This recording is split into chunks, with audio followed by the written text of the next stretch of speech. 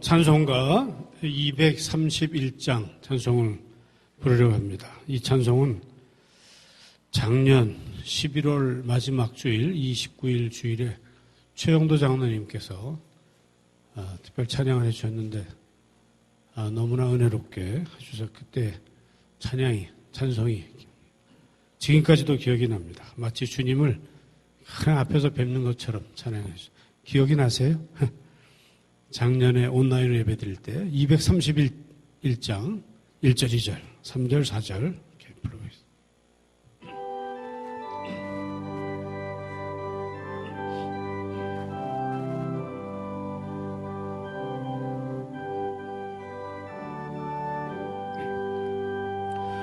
주가 맡긴 모든 역사 힘을 다해 마치고 밝고 밝은 그 아침을 당할 때 요단강을 건너가서 주의 손을 붙잡고 기쁨으로 주의 얼굴 배우리. 나의 주를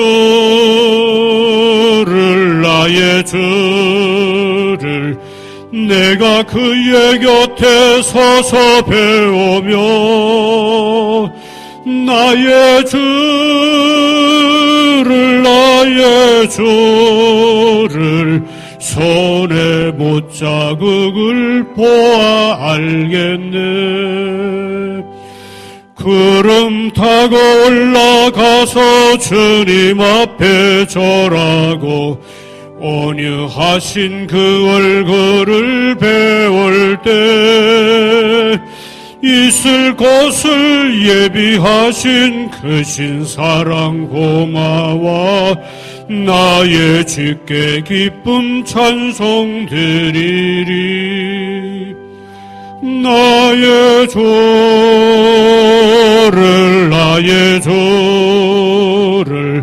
내가 그의 곁에 서서 배우며 나의 주를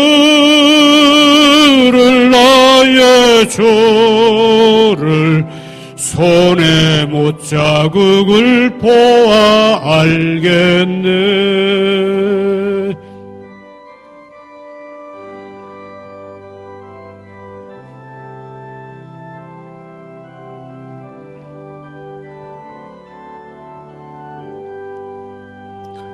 이 세상을 일찍 떠난 사랑하는 성도들 내가 올 줄 알고 저희들과 한 소리로 찬송 부르기 전에 먼저 사랑하는 주를 배우리.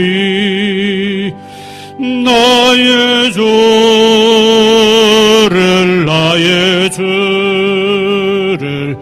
내가 그의 곁에 서서 배우며 나의 주를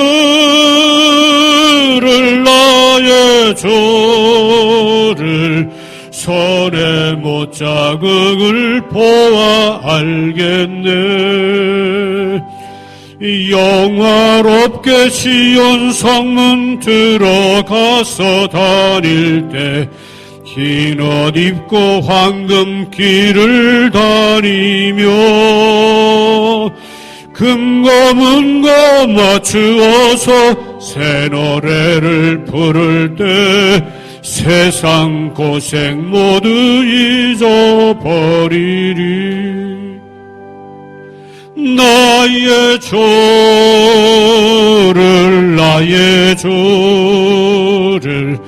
내가 그의 곁에 서서 배우며 나의 주를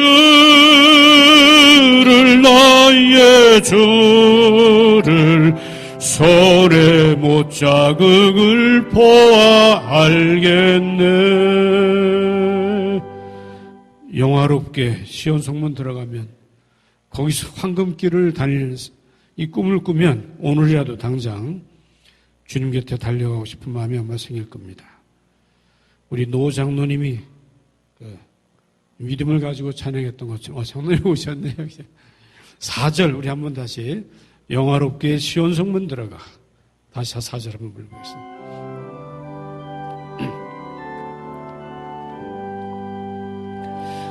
영화롭게 시온 성문 들어가서 다닐 때 흰 옷 입고 황금 길을 다니며 금고 문고 맞추어서 새 노래를 부를 때 세상 고생 모두 잊어버리리. 나의 주를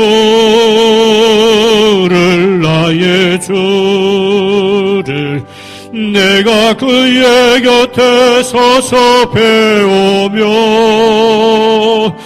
나의 주를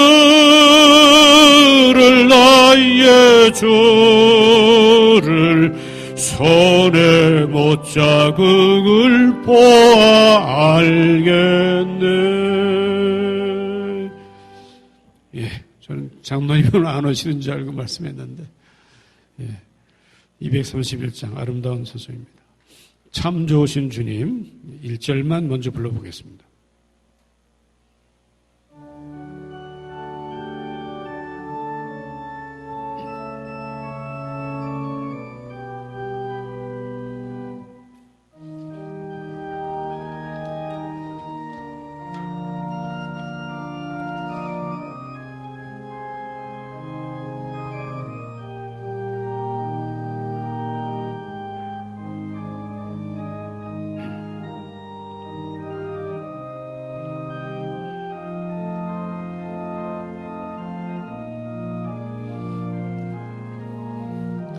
참 좋으신 주님 귀하신 나의 주 늘 가까이 계시니 나 두려움 없네. 내 영이 고날 때 내 맘 낙심될 때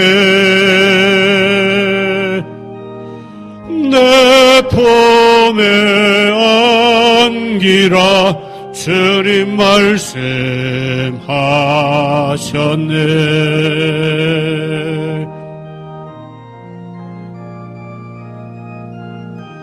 광야 같은 세상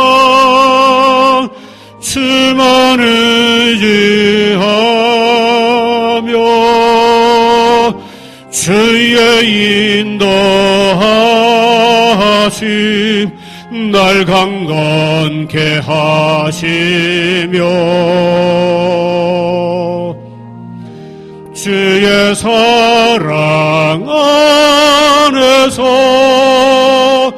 살게 하소서. 주만 의지하리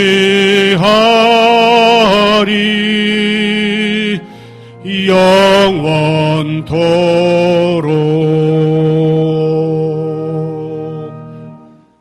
예, 이 아름다운 찬송은 김기영 씨라는 작곡가분이 작곡하셨는데 20여 년 전에 성가대를 위해서 성가 찬양곡으로 작곡했어요. 그런데 몇 년 전부터 이렇게 파워포인트로 일반 회중도 같이 부를 수 있도록 만들어지고 우리 교회에서는 처음으로 한번 제가 부르는데요. 이 곡을 작곡하게 된 배경은 김기영 씨가 자기 동생을 사랑하는 자기 동생을 먼저 떠나보내고 나서 그 슬픔을 가지고 기억하면서 이 곡을 작곡했다고 합니다.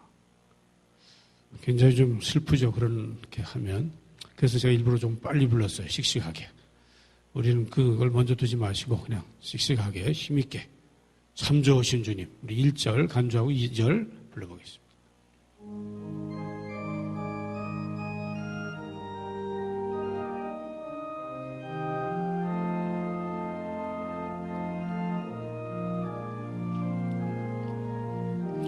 참 좋으신 주님, 귀하신 나의 주, 늘 가까이 계시니 나 두려움 없네. 내 영이 고날 때, 내 맘 낙심될 때, 내 품에 안기라 주님 말씀하셨네.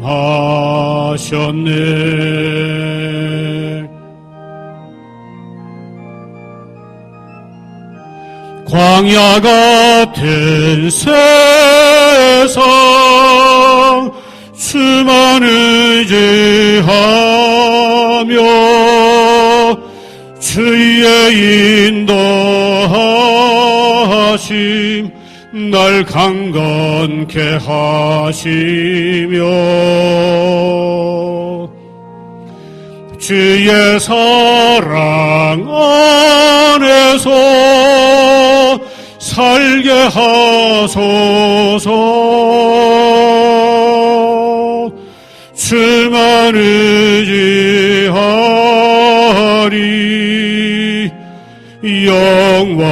영원토록.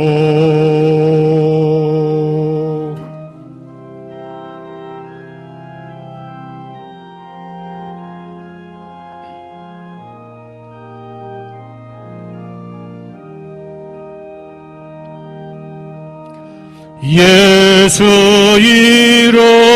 이름으로 모였던 곳에서 우리가 헤어질 때 늘 함께 하시며 이 세상 살 동안 주 말씀 따라서 살아가게 하소서. 승리하게 하소서.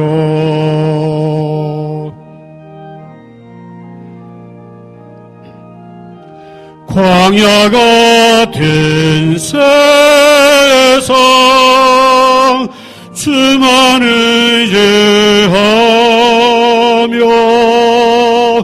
주의 인도하심 날 강건케 하시며 주의 사랑 안에서 살게 하소서. 주만 의지하리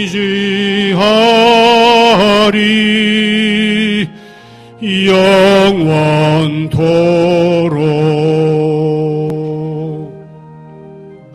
주만 의지하리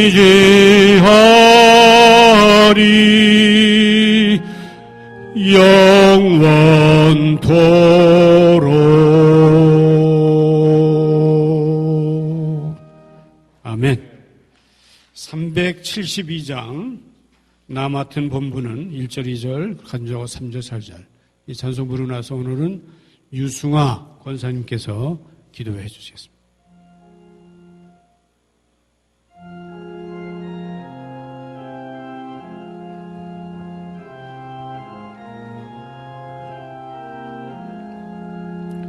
나 맡은 본부는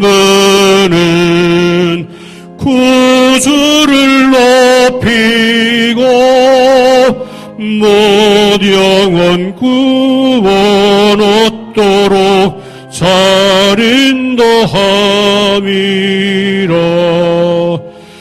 부르심 받들어 내 형제 섬기며 구주의 뜻을 따라서 내 정성 다하 주 앞에 모든 일, 주 앞에 모든 일 잘 행케 하시고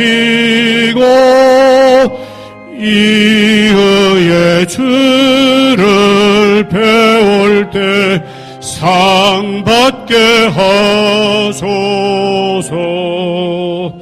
나 항상 깨어서 늘 기도드리며 내 믿음 편치 않도록 날 도와주소서.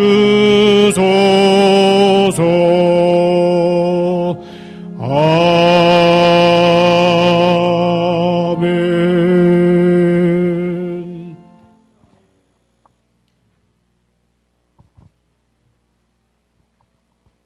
기도하겠습니다. 우리의 생사화복을 주장하시는 전지전능하신 사랑의 하나님, 오늘도 저희에게 말씀을 사모하는 마음을 주셔서 이 자리에 모이게 하심을 감사합니다.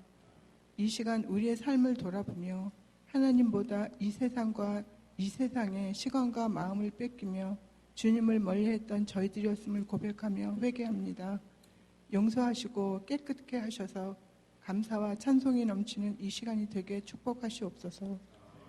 이 시간 목사님을 통하여 주시는 생명의 말씀으로 큰 은혜 받기를 원합니다.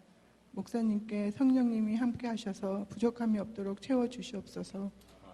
교회를 위해 헌신하시는 모든 분들께도 같은 은혜 주실 줄 믿습니다. 우리 교회가 말씀과 기도 그리고 헌신으로 이 지역의 소금의 역할을 잘 감당할 수 있도록 축복하시고 부흥케 하여 주시옵소서. 이곳에 모인 우리들 또 참석지 못한 교인들 모두의 마음에 소원이 있습니다. 주님 말씀대로 주님만을 의지하며 우리의 소원과 무거운 짐들을 주님께 맡기오니 받아주시고 해결해 주셔서 우리의 몸과 마음에 평강을 주시옵소서. 강건한 마음과 몸으로 주님이 맡기신 소명에 순종하며 잘 감당케 하시옵소서. 힘든 시기를 지나며 우리가 얼마나 부족한 존재인지, 하나님의 사랑과 은혜가 얼마나 큰지 다시 한번 실감하고 있습니다. 살아서 역사하시는 주님 앞에 항상 겸손하게 감사하고 순종하며 살기를 원합니다. 주님께서 우리에게 허락하신 이웃을 진심으로 사랑하고 우리에게 주신 물질과 시간과 일터를 귀하게 여기고 감사하며 자기 자리에서 최선을 다하는 선한 청직의 삶을 잘 살아낼 수 있도록 도와주시옵소서. 내가 아닌 주님을 주인으로 섬기는 삶을 살게 하옵소서. 부족한 저희들에게 성령님이 항상 함께 하셔서 바른 길로 인도하여 주실 줄 믿습니다. 오늘 이 시간도 함께 하실 줄 믿사오며 우리의 구세주이신 예수님의 이름으로 기도드렸습니다.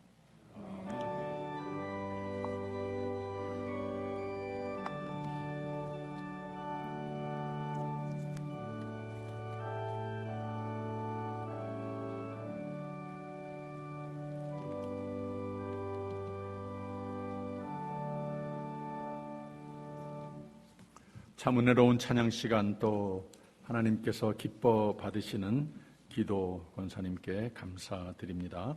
오늘 주시는 말씀은 디모데후서 3장을 볼 차례인데요.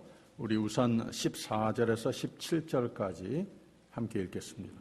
디모데후서 3장 14절에서 17절.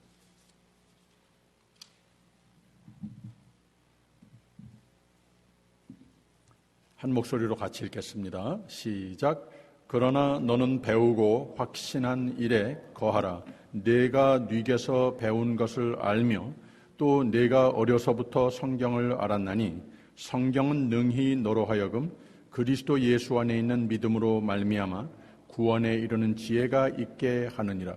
모든 성경은 하나님의 감동으로 된 것으로 교훈과 책망과 바르게 함과 의로 교육하기에 유익하니 이는 하나님의 사람으로 온전케 하며 모든 선한 일을 행하기에 온전케 하려 함이니라.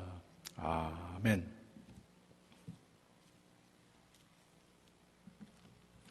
오늘의 말씀 제목은 가장 확실한 것이라고 이렇게 정했습니다. 성경에는 그러나 너는 배우고 확신한 일에 거하라 라고 그랬는데 그게 그 뜻 아니겠습니까? 내 마음에 무엇보다도 이 세상에서 사는 가운데에 가장 내게 확신이 되는 것, 내가 확실히 알고 있는 것, 자신 있는 것, 이런 뜻을 말하고 있는 겁니다. 그래서 그러나 너는 배우고 확신한 일에 거하라. 네가 뉘게서 배운 것을 알며 라고 그랬습니다.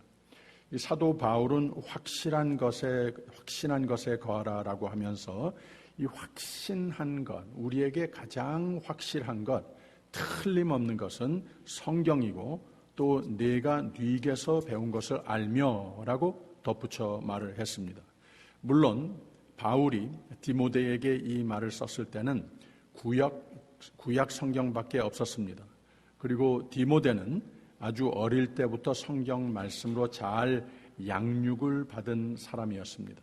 디모데는 아버지는 헬라 사람이었고 어머니는 유대 사람이었습니다. 그래서 신앙 양육은 그의 어머니를 통해 받은 것이 분명합니다. 그래서 이 디모데 후서 1장 첫 부분에 인사할 때에 이런 말을 했어요. 1장 3절에서 5절까지 우리 한번 같이 읽어볼까요? 나의 밤낮 간구하는 가운데 쉬지 않고 너를 생각하여 청결한 양심으로 조상적부터 섬겨오는 하나님께 감사하고 내 눈물을 생각하여 너 보기를 원함은 내 기쁨이 가득하게 하려 함이니 이는 내 속에 거짓이 없는 믿음을 생각함이라. 이 믿음은 먼저 내 외조모 로이스와 내 어머니 유니게 속에 있더니 내 속에도 있는 줄을 확신하노라 라고 그랬습니다. 그래서 이 바울이 여기에서도 확신하는 것이 바로 디모데 후배 목사의 마음속에 분명한 확실한 신앙 양육을 잘 받은 것이 보였다. 내가 그거 봤다 하고 인정을 해주고 있는 겁니다. 그래서 디모데는 어려서부터 세세 대대로 내려온 든든한 신앙의 소유자입니다. 어머니에게로부터 또 할머니로부터 이렇게 신앙 양육을 잘 받아왔습니다.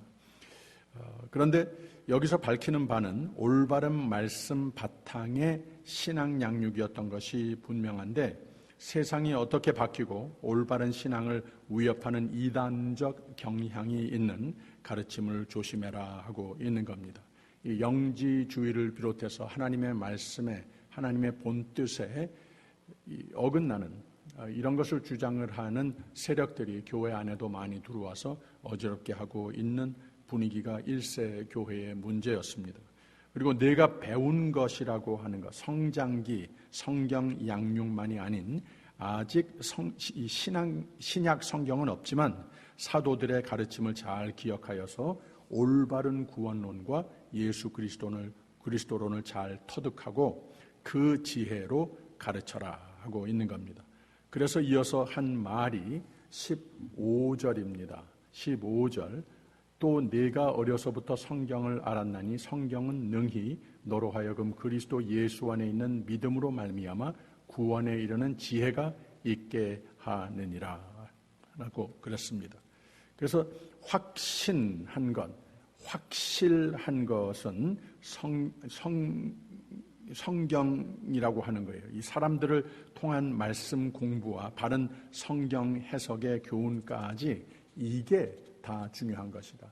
이게 가장 분명한 것이니까 이거 붙들고 승리하면서 살아라 가르치고 있는 겁니다. 디모데는 사도 바울이 아끼는 후배 목사였다고 그랬죠. 또 지금까지 지켜봐온 바 성경을 잘 배웠고 성경 말씀 아는 것과 말씀으로 빚어진 삶의 모습이 아주 모범적이었습니다. 이미 그 믿음을 칭찬한 바입니다. 또 이 개인적인 사도 바울과 이 디모데 그냥 후배 목사 정도 아는 정도만이 아니라 이 개인적인 릴레이션십이 있었어요. 이 바울이 1차 선교 여행 때에 루스드라를 방문했을 때에 그때 많은 사람들이 믿게 됐는데 그 중에 한 사람이었습니다. 아주 젊은 청년이었었어요.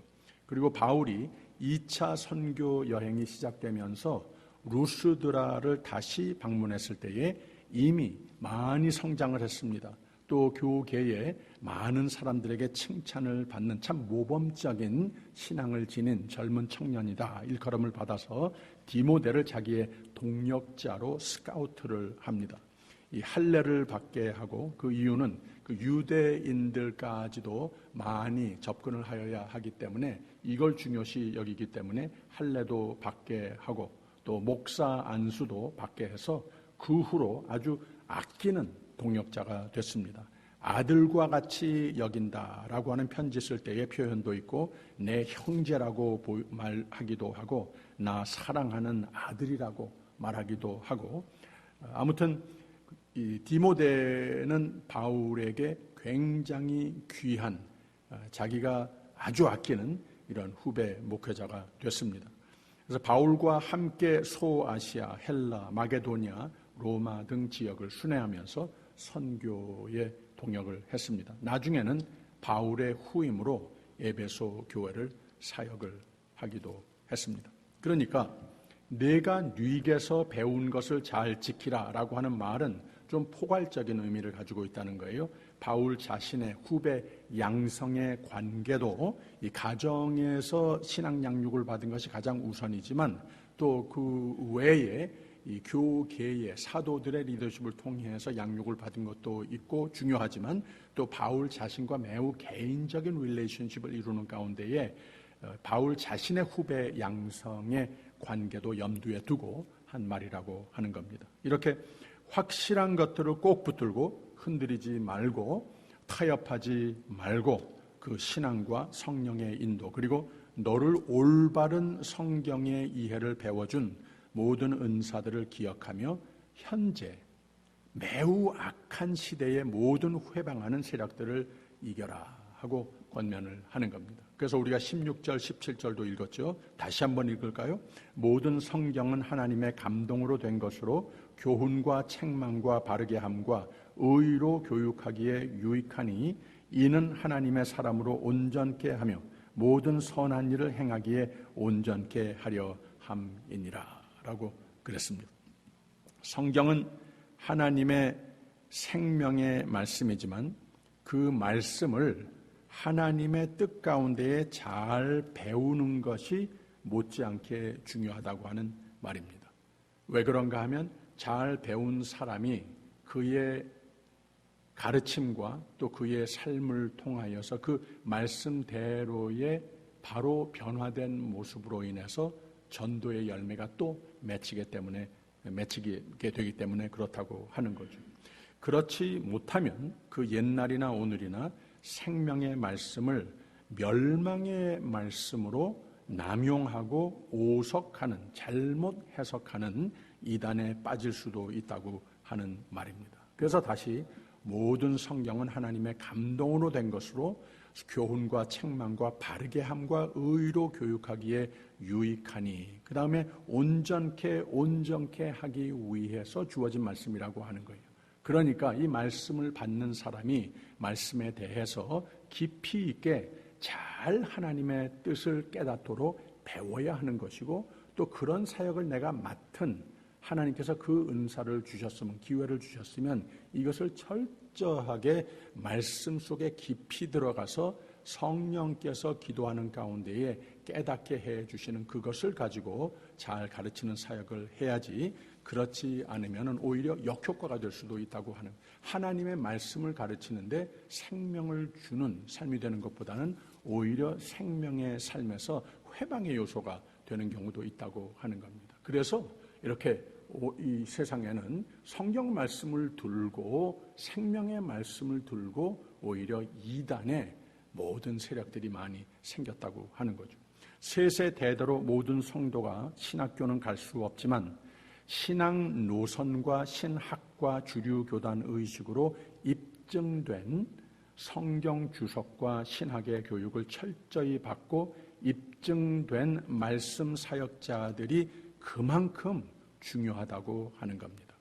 이 막중한 책임을 안고 사역하는 목사의 책임이 무겁습니다. 목사 위에 기도 많이 하셔야 합니다. 아울러 모든 성경 공부 사역자를 위해 기도 많이 해 주셔야 합니다. 우리 교회는 하나님이 참 훌륭하고 제가 믿고 부탁할 수 있는 성경 공부 인도자님들이 여럿이 계십니다. 참 감사할 일입니다. 모든 구역 인도자님들도 그렇고 주일 성경 공부, 주중 성경 공부 시간들에 이 재활이, 재개가 빨리 좀 이루어졌으면 하는 기도도 제가 늘 하고 있습니다. 바울이 왜 이렇게 올바른 신앙, 올바른 성경 해석, 적용, 그리고 전통적 입증된 바른 주석학과 신학, 구원론, 예수 그리스도론, 더 나아가 종합적인 성령의 인도하심을 중요시하고 이것을 강조하고 있는가? 이걸 잘 지키라고 하는 이유가 무엇인가? 왜 그런가 하면 때가 악하기 때문에 그렇습니다. 그래서 다시 뒤로 가서 보게 되면은 3장 1절에 이런 말씀이 있어요. 같이 읽어볼까요? 내가 이것을 알라 말세에 고통하는 때가 이르리니 라고 말을 했습니다. 여기에 말세라고 하는 단어가 나오는데 말세는 모든 믿음, 바른 신앙을 어택하는 악의 세력이 판을 치는 세대다라고 하는 뜻이 아니겠습니까? 이게 믿는 사람들에게 고통이라고 하는 거예요. 이것을 잘 하나님의 은혜로 또 나의 말씀 위주로 사는 가운데 극복해 나아가야 한다고 하는 거죠. 그래서 이 말을 하고 나서 여러 가지 말세의 현상들을 나열하고 있습니다. 참 묘한 것이 2000년 전의 말세의 고통, 말세의 모든 악의 세력들, 그때와 오늘의 우리가 종종 말세다 이런 표현하지 않습니까? 오늘의 그 말을 하게끔 그 한탄을 하게 되는 이유, 오늘 세대에도 믿음과 교회를 도전을 하고 또 공격을 하는 그런 세력들이 어쩌면 그렇게 그 옛날이나 2000년 전이나 오늘이나 똑같을까 생각이 들 정도로 여기에 그것을 쭉 나열을 하고 있습니다. 마치 급행 열차를 타고 지나가듯이 너무 길게 주석을 하지는 않고 1절부터 이렇게 7절까지 쭉 내려가서 사도 바울이 지적을 하고 있는 믿음을 공격하는, 하나님의 사람들을 공격하는, 교회를 공격하는, 또 믿음의 공동체의 리더가 되어야 할 사람들이 쉽게 넘어지게끔 하는 그런 악한 거센 세력들을 여기서 다 나열을 하고 있는 것을 볼 수 있습니다. 말하자면 고통의 종류들 오늘까지 다 똑같이 있는 것들을 보여주고 있어요. 2절 한번 우리 같이 읽어볼까요? 시작. 사람들은 자기를 사랑하며 돈을 사랑하며 자긍하며 교만하며 회방하며 부모를 거역하며 감사치 아니하며 거룩하지 아니하며라고 그랬습니다. 여기에 두 가지의 주제를 한꺼번에 한 문장에서 말을 하는 것을 볼 수가 있어요. 자기를 사랑하며 자긍하며 교만하며라고 하는 것, 이런 것들은 하나님을 늘 믿고 의지하는 가운데에 하나님께서 내 삶의 왕이 되셨다고 하는 것, 내 삶을 아예 지배하신 분이 곧 하나님이라고 하는 것, 이 하나님을 내가 믿는다, 이 하나님이 그만큼 나를 사랑하시고 생명을 제쳐놓으시고 나에게 생명을 주신 아버지와 같은 내 하나님을 잘 믿어야 되겠는데, 이만큼 하나님을 사랑하고 찬송하고 예배하는 삶이 돼야 하겠는데, 하나님이 내 마음의 중심을, 그 자리를, 위치를 차지하고 있으셔야 되겠는데, 세상에서 그 자리를 더욱더 도전하면서 차지하려고 하는 그 세력들에게 많은 사람들이 내 마음과 삶을 척척 내주는 경우가 많이 있다고 하는 겁니다. 왜 그런가 하면 그 세력이, 그 유혹이 거세기 때문에 그렇다고 하는 거죠. 그래서 이 교만이라고 하는 것이 내 마음에 스며들지 않도록 내 삶의 컨트롤은, 내 삶의 통치자는 오직 하나님이시다, 하나님의 뜻대로 내가 하나님을 잘 믿고 순종하며 살아야 한다 하는 이 우리의 승리의 믿음의 핵심이 되는 그 신조를 잊어서는 안 된다고 하는 거예요. 그래서 말세의 사인들 중에 하나가 무엇인가 하면, 많은 사람들이 하나님은 필요 없다, 교만, 내가 이것을 가지면 돈, 그 외에 다른 것들, 또는 나 자신이 모든 거 알 거 다 안다, 자급자족, 내가 필요한 것 다 내가 알고 내가 가지고 있다. 이게 곧 교만이라고 하는 거예요. 그런 마음, 그만큼 능력 있는 사람이 되지 말라고 하는 뜻은 아닌데, 그렇게 온갖 최선을 다하면서 노력하면서 산다 하더라도 나는 그야말로 내 삶을 승리의, 성공의, 참 복의, 행복의 형통의 삶으로 이끌어 가기는 역부족이다. 나는 참 무력한 존재입니다. 하나님 앞에 항상 두 손을 들고 항복하는 믿음의 자세가 있어야 한다고 하는 거예요. 그래서 내가 많은 것을 가지고 충분하다고 생각하는 것보다 영원토록 더 크신 하나님이 반드시 필요한데, 나의 목자가 되셔야 하는데, 내가 하나님 앞에 교만한 자세가 있으면은 하나님을 종종 잊어버리고 살게끔 된다 하는 거예요. 이것이 말세의 사인 중에 하나라고 하는 거예요. 또 한 가지, 부모를 거역하며 감사치 아니하며 거룩하지 아니하며라고 그랬어요. 이 하나님과 이 십계명에서도 하나님께 우리가 모든 믿음을 두고 또 하나님 외에 다른 신을 주지 않고 우리가 또 예배 드리는 것을 가장 우리의 삶의 중심으로 여겨야 한다 하면서 제5계절을 반반으로 하면은 사람들과의 윤리관상 하는 말은 나중에 하고 부모를 공경하라라고 하는 이 말을 하나님을 공경하라 하는 그 토픽에 같이 붙여버렸다고 하는 거예요. 그래서 여기서도 사도 바울이 그런 마음으로 한 것이 아닐까. 하나님 앞에 교만하지도 말고 부모에게도 교만하지 말라라고 하는 이런 말을 여기서 하는 것을 알 수가 있습니다. 그래서 이 말세의 사인 중에 하나님 앞에 교만한 우상숭배적인 삶이 될 수 있는 것이고, 또 가정이 파괴가 되는 것이 부모를 존경 안 하는 세대가 됐습니다. 다 그렇진 않습니다만 그런 것이 우리를 깜짝깜짝 놀랄 정도로 길 가다가도 이 어린 아이들, 젊은 아이들의 모습을 보면서 참 마음 아프기도 하고 그렇습니다. 우리가 자랐던 세대와 비교해서 너무나도 아이들이 참 배은망덕하고 이 리스펙트라고 하는 개념 자체를 많이 적어도 손상이 간 그런 세대에 우리가 살고 있습니다. 다 말세의 사인이라고 하는 거예요. 또 한 가지는 3절 한번 읽어봅니다. 시작. 무정하며 원통함을 풀지 아니하며 참소하며 절제하지 못하며 사나우며 선한 것을 좋아 아니하며. 이것도 일종의 교만이라고 할 수 있겠습니다만은 나만 잘 되면은 다 된다 하는 이런 마음이에요. 그런 마음으로 살다 보면은 다른 사람들에게 대한 마음이 없기 때문에, 다른 존재들이 중요하다고 여겨지지 않기 때문에 나만 잘 되면 된다고 생각을 하고 있기 때문에 아주 쉽게 미움의 삶을 가질 수 있습니다. 쉽게 사람들을 원망을 하고 쉽게 다른 사람들을 험담을 하고 이런 모습이 될 수도 있다고 하는 거예요. 이 가족적인 분위기라든지 공동체 의식이라든지 이런 것보다 이제는 매우 개인 위주 사회가 점점 더 돼가고 있다고 하는 거예요. 이것 역시 말세의 사인 중에 하나라고 하는 거예요. 또 한 가지는 쾌락입니다. 4절 한번 읽어볼까요? 시작.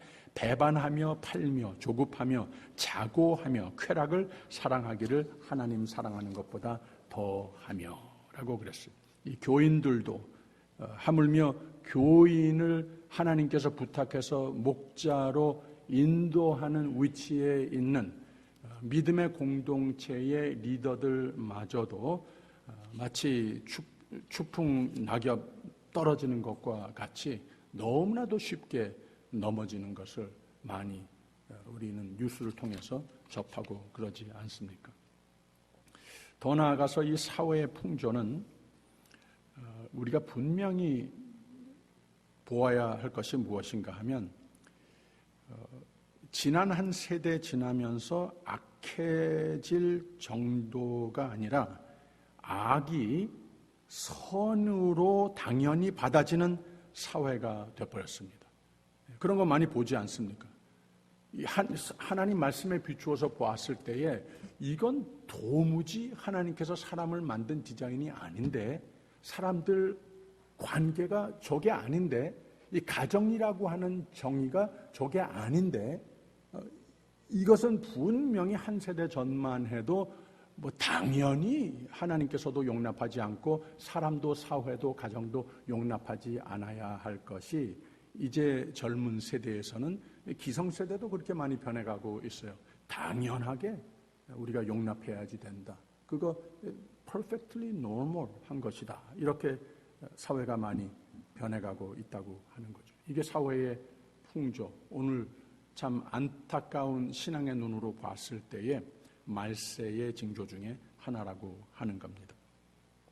동성애자들, 사회인으로서 권익 혜택을 주어야 한다 하는 것은 이해가 되는데 하나님께서 그 상태를 보고 안타까워하면서 하나님께서 지으신 그 생명을 나 사랑하는 거하고 똑같이 사랑하시기 때문에 복음이 들어가야 되고 나의 잘못된 삶의 모습을 정정해 가야 하는 것은 분명하지만 하나님의 똑같은 사랑의 대상인 것은 마찬가지라고 하는 거죠. 그렇기 때문에 사회의 책임 중에 하나가 그들마저도 권익 혜택은 우선 보장을 해 주어야 한다. 이런 주장은 충분히 이해가 됩니다. 그런데 성전환자가 주지사 출마하겠다고 하는 것은 좀 너무하지 않습니까?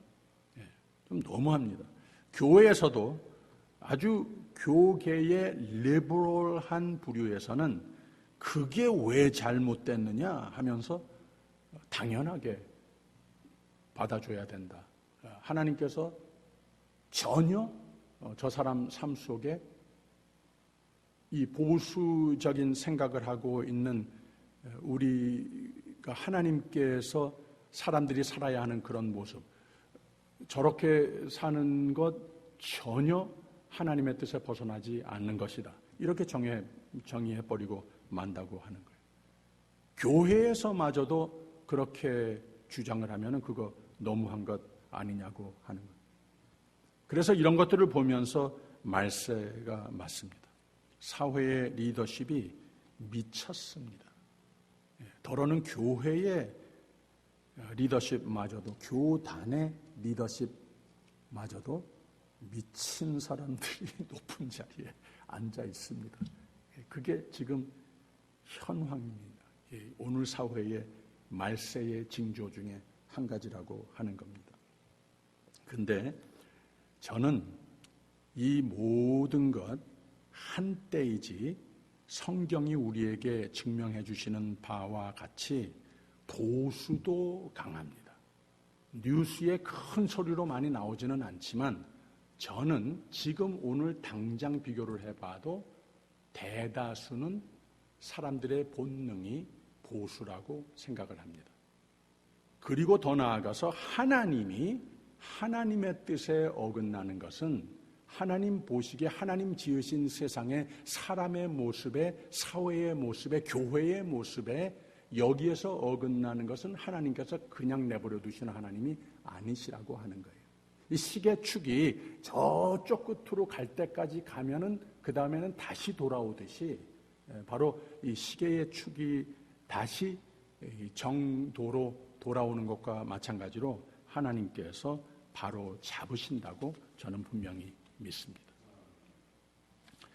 그래서 이런 여러 가지 말세의 사인들이 있는데 여기 이런 여러 가지 하나님의 뜻에서 벗어난 삶의 모습들을 보게 되면은 겉으로 보기는 참 멀쩡하다고 하는 거예요. 아주 대놓고 우리가 볼 때에 어떻게 저게 정상이라고 내세우면서 저렇게 살겠다고 하면서 나를 똑같이 용납하지 않으면 안 되는 것이다. 주장을 하면서 하나님마저도 그것을 원하는 것이다. 하는 게 말이 안 되는 거지만 사실 이거보다 한층 더 하나님 보시기에 가증스럽고 더 말세의 사인이 되면서 큰 죄가 되는 것이 무엇인가 하면 5절입니다. 같이 한번 읽어볼까요? 시작. 경건의 모양은 있으나 경건의 능력은 부인하는 자니 이 같은 자들에게서 내가 돌아서라 라고 그랬습니다. 겉으로 보기에는 멀쩡한데 이 가짜 형식적인 경건, 이런 모습이 굉장히 오늘 세대에 흔합니다. 그 다음에 6절 읽어보세요. 저희 중에 남의 집에 가만히 들어가 어리석은 여자를 유인하는 자들이 있으니 그 여자는 죄를 중히 지고 여러 가지 욕심에 끌린 바 되어 라고 그랬습니다. 바로 이렇게 겉으로 보기에는 멀쩡한데 가짜 형식적 이 교회의 예배에 참석하면서 교회 모든 활동하고 섬기는 가운데 타이틀까지 다 가지고 있는 가운데에 그런 형식은 다 갖췄는데 이런 좀 보편적으로 사실 내용을 보면은 다 망가진 이런 모습을 하면서 아주 구체적인 예까지 여기서 이 간음에 대한 예까지 들고 있는 것을 알 수 있습니다. 그래서 이 윤리, 이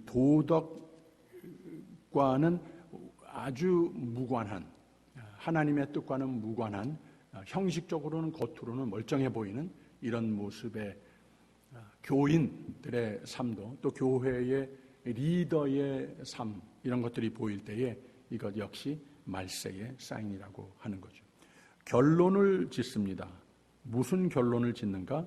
이렇게 됐을 때 말세의 모든 사인이 보이는 것을 믿는 사람이 내 마음과 삶에 받아들였을 때, 교계에서 받아들였을 때에, 사회에 그런 사람들이 나가서 리더십을 발휘했을 때에 믿음의 퇴보의 결론이 내려진다고 하는 거예요. 믿음이라고 하는 것을 망각하는 사회는 물론이요, 교회마저도 그렇게 될 수 있다고 하는 거예요. 7절과 8절 한번 읽어보겠습니다. 시작. 항상 배우나 마침내 진리의 지식에 이를 수 없느니라. 얀네와 얀브레가 모세를 대적한 것 같이 저희도 진리를 대적하니 이 사람들은 그 마음에 부패한 자요 믿음에 관하여는 버리운 자들이라. 9절도 있습니다. 그러나 저희가 더 나가지 못할 것은 저 두 사람의 된 것과 같이 저희 어리석음이 드러날 것임이니라 라고 그랬어요. 많은 것을 어느 세대보다도 더 많이 배울 수 있는 이런 정보 시대에 우리가 살고 있습니다. 하물며 성경에 대해서도 어느 세대보다도 많은 것을 축적할 수 있는 이런 정보 시대에 살고 있어요. 아는 것은 많아졌는데 자칫 잘못하면 이것이 가짜 형식적인 경건이 된다면 그러면 신앙이 퇴보하는 경우가 된다는 거예요. 많은 것을 안다고 자동적으로 신앙이 성장하는 것인가? 그게 아니라고 하는 거예요. 잘못 정보, 잘못 알게 되면 잘못 내 삶에 적용을 하고 잘못 또 남을 가르치게 되면은 신앙이 퇴보한다고 하는 거예요.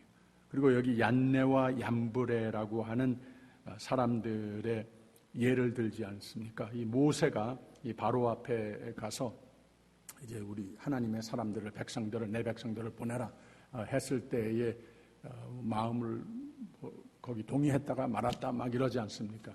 그런데 제일 처음 재앙이 있기 전에 이 바로 앞에 가서 또 술객들을 불러다가 요술하는 사람들을 불러다가 세워놨는데 이 아론이 지팡이를 땅에 던졌더니 뱀으로 변했어요. 그러니까 그 정도면 우리도 한다 하면서 요술쟁이들이 술객들이 똑같이 그렇게 했습니다. 그런데 이 아론의 지팡이가 술객들의 지팡이를 잡아먹어버렸죠. 그리고 그 다음에 두세 차례가 더 비슷한 예가 있었는데 그런 이 모세를 통하여서 하나님께서 베푸시는 기적을 반복하지 못할 뿐만 아니라 오히려 그 재앙 중에 거기에 함께 멸망을 당하는 그런 결국을 낳는 존재가 바로 얀네와 얀브레였습니다. 모세를 대적한 것 같이라고 그랬어요. 하나님께서 우리에게 주시는 생명의 말씀을 정말로 두렵고 떨리는 마음으로서 잘 공부하고 성령께서 인도해 주시는 대로 내 것으로 만들고 또 교회라고 하는 곳은 세세대대로 이 말씀이 잘 가르쳐지고 말씀으로 잘 양육받고 다져지는 믿음의 공동체 개인 성도가 꼭 돼야 한다고 하는 거예요. 그렇지 않았을 때 여기에서 이것을 회방하는 세력들이 있을 때에 하나님께서는 이것을 가만두지 않으신다고 하는 거예요. 그래서 두 사람의 된 것과 같이 저희의 어리석음이 드러날 것입니다. 나중에 가보면은 다 그런 것이 드러난다고 하는 거예요. 거기에 결국은 생명이 없는 것이다 라고 경고이자 또 동시에 디모데의 마음에 안심을 시켜주는 말을 했습니다.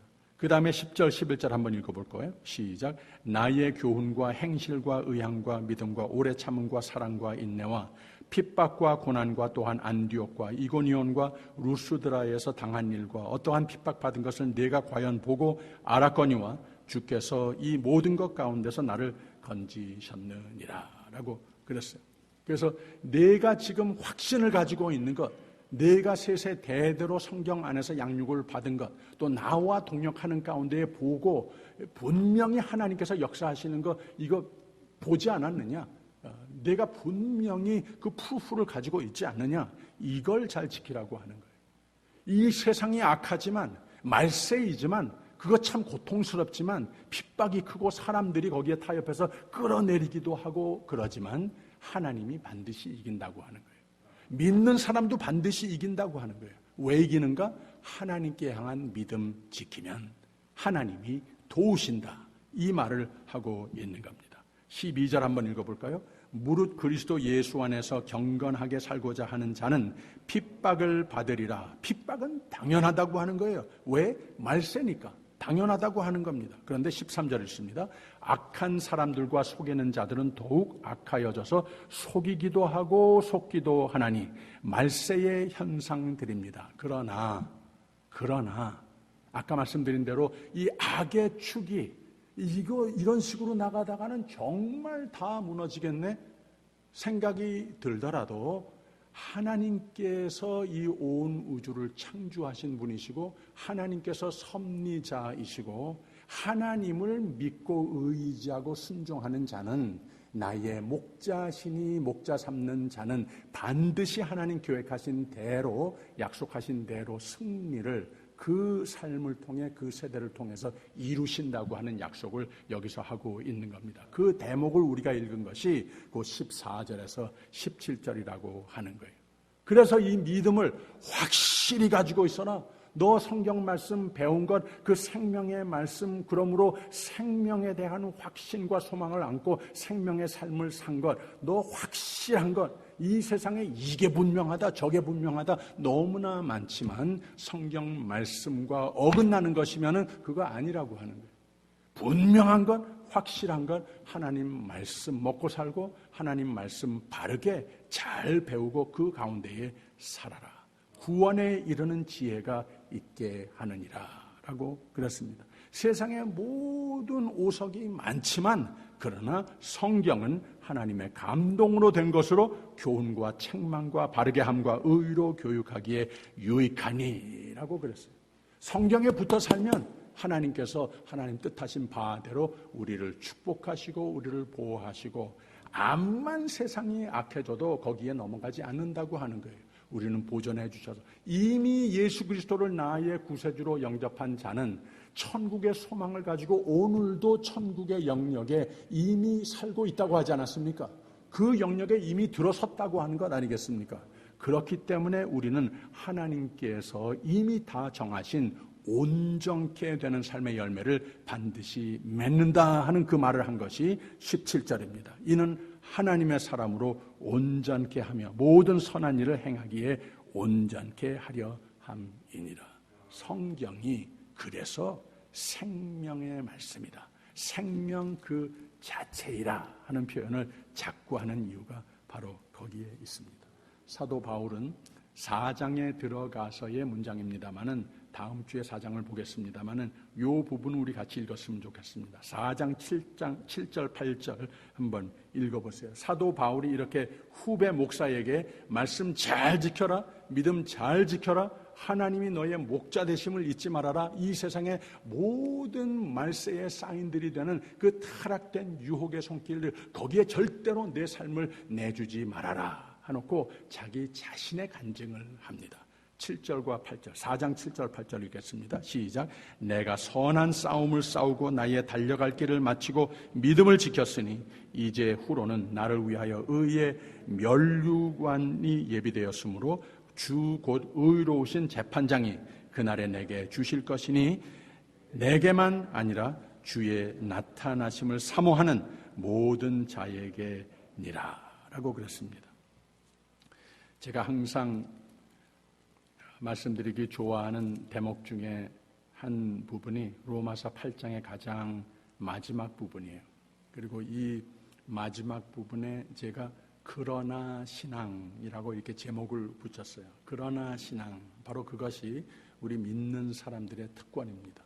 모든 세상에 악한 것 많지만 사람들이 여기저기 쉽게 넘어지고 그러지만 하나님을 잘 믿고 인내하면서 끝까지 하나님의 신실하심을 믿고 의지해서 나도 신실하면, 그러나 이 세상이 암만 악해도 암만 힘이 세도 우리 절대로 지지 않는다는, 반드시 승리한다고 하는 선언을 한 대목이 바로 로마서 8장 37절에서 39절입니다.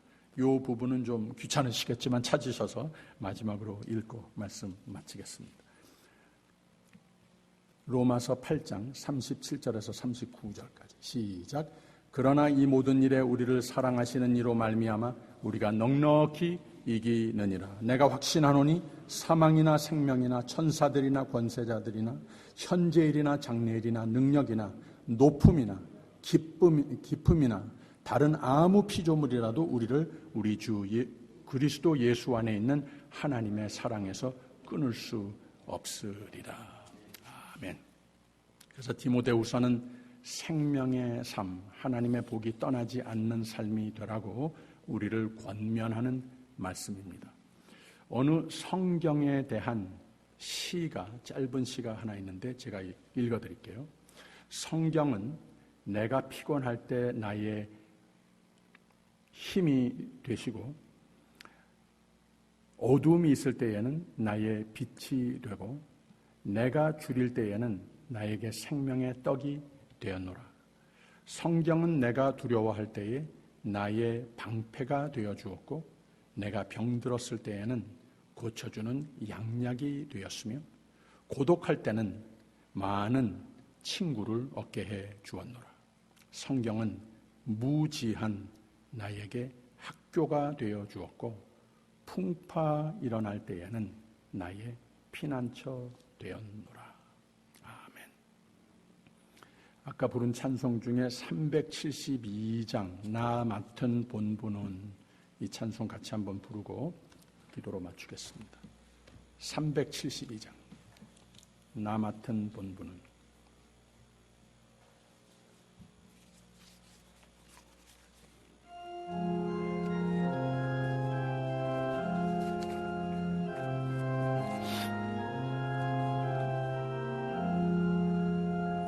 나 맡은 본분은 구주를 높이고 무영혼 구원 얻도록 잘 인도함이라.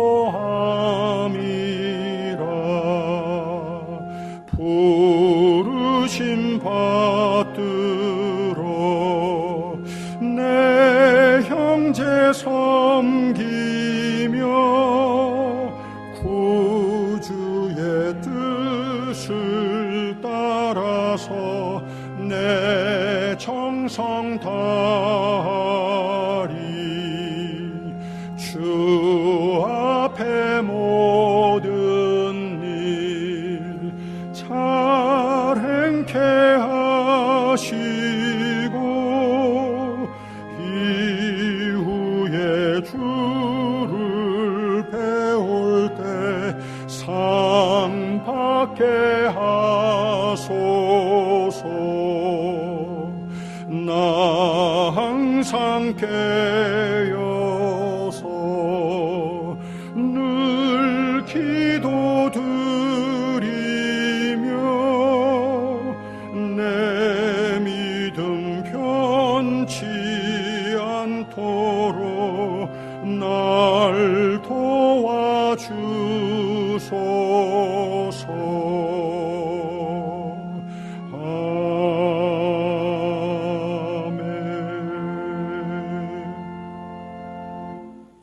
사랑의 하나님, 예수 그리스도의 공로로 우리에게 축복하신 생명과 생명의 삶을 감사드립니다.